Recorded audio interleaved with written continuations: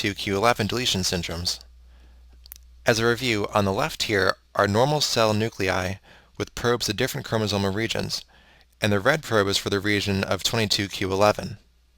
This is why you only see one red spot on the right instead of two, because the right is showing patients with the deletion in this region. Deletions involving chromosome 22 at q11 can lead to several severe symptoms due to dysfunctional development of the third and fourth branchial pouches. So what do the third and fourth branchial pouches do? Well, as we'll talk about in the reproductive chapter, the third branchial pouch develops into the inferior parathyroids and the thymus, and the fourth branchial pouch develops into the superior parathyroids. The variable presentation of this syndrome includes cleft palate, abnormal facial features, thymic aplasia, which causes a T-cell deficiency, cardiac defects, and hypocalcemia secondary to parathyroid aplasia. You can remember these using the mnemonic catch-22. Now, DiGeorge syndrome includes thymic, parathyroid, and cardiac defects, while velocardiofacial syndrome includes palate, facial, and cardiac defects. Alright, let's wrap up the genetics section with a step 1 style question. So, a concerned mother brings her 5-year-old child to the pediatrician's office. She explains that the child has been healthy since birth, but has recently begun to have difficulty standing up.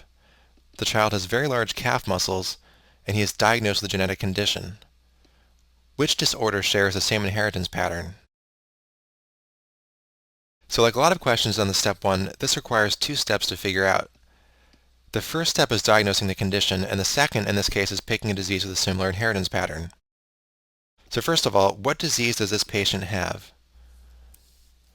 Well, the real giveaway here is the very large calf muscles in a child, which should really make you think about muscular dystrophy. The fact that the patient is a male and is 5 years old will confirm this diagnosis, and further suggest that this is Duchenne muscular dystrophy. Alright, so what's the genetic cause of muscular dystrophy? A mutation in the dystrophin gene. And what's the inheritance pattern?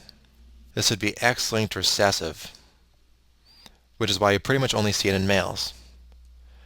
Alright, time for the second step. So which of these diseases is X-linked recessive?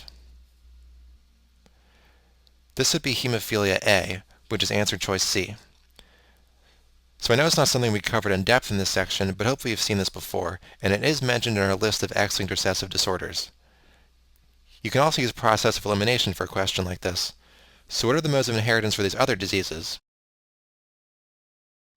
Well, cystic fibrosis and hemochromatosis are both autosomal recessive, whereas Marfan syndrome and neurofibromatosis are both autosomal dominant.